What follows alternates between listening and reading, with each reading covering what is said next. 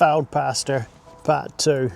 Hard work, it's rewarded. I think we all believe that sentiment because we know the opposite is true, that laziness doesn't get you anywhere. And if you've been around Christian circles, people start quoting verses about ants and sluggards.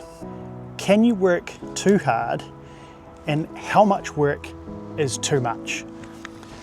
See, part of the challenge for me is that we don't have a rev counter or a fuel gauge just to show us how hard we're working or what we've got left in any of our tanks. We have no idea sometimes how low on fuel we really are.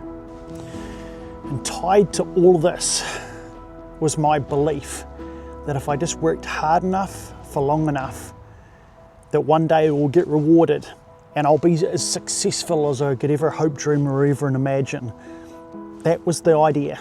That was the concept I ran with my foot on that gas for so long. Just a few months later, and after 11 years of leading that church, I had to stop. I had nothing left in my tank. I'd been running on empty with my foot on that accelerator for far too long.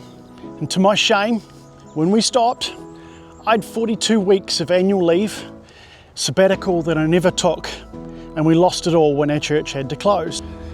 The lesson I learnt, and I learnt it the hard way, is you can actually work too hard.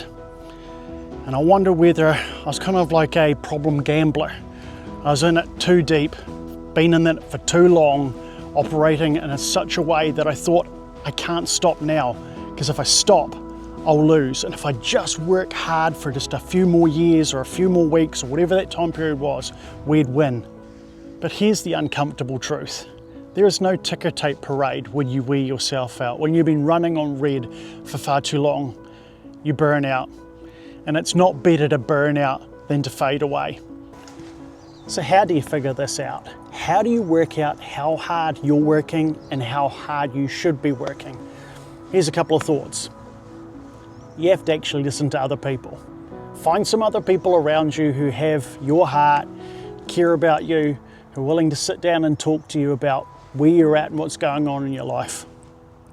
Listen to your family. It's kind of really important that you do. Another way I think you can do this is compare your leadership practice to those around you who are maybe on a similar level or a little bit above you, people that you respect. There's nothing wrong with those types of comparisons, learning the best of other people's practice. Maybe you've got some great suggestions for people like me. We'd love to hear what you think.